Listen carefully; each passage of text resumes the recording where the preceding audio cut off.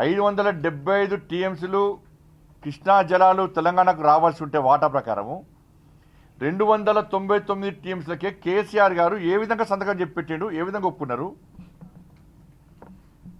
ఇది మోసం చేసినట్టు కాదా? ఎస్ఎల్బీసీ ఇంత ప్రారంభించక పొడిగించిన కారకులు ఎవరు?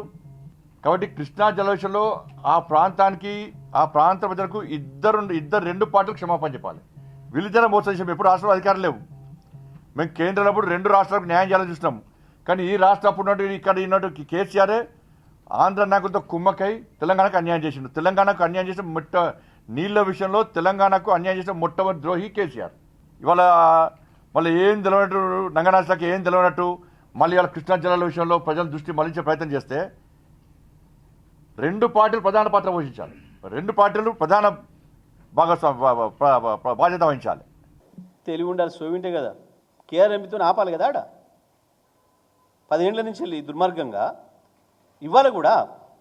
ఇవాళ బండి సంజయో కిషన్ రెడ్డి ఒక మాట మాట్లాడి కేఆర్ ఎంపీ అధికారులు చెప్పి ఆపేయండి, నీళ్ళు అన్యాయంగా పోతున్నాయని మాట్లాడి తాగదు.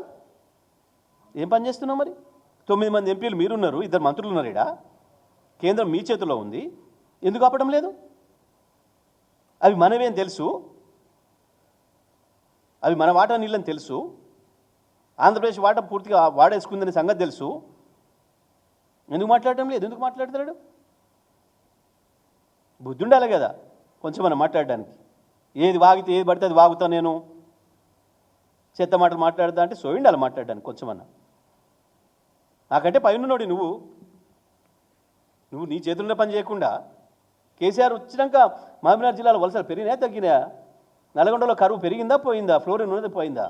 నీ మంత్రి చెప్పే కదా కేంద్రంలో 6 ఏళ్లలోనే మొత్తం తెలంగాణలో ఒక్క ఫ్లోరిన్ కేసు లేకుండా చేసిన కేసీఆర్ అని. సో ఇండియాలో మాట్లాడడానికి ఏమన్నా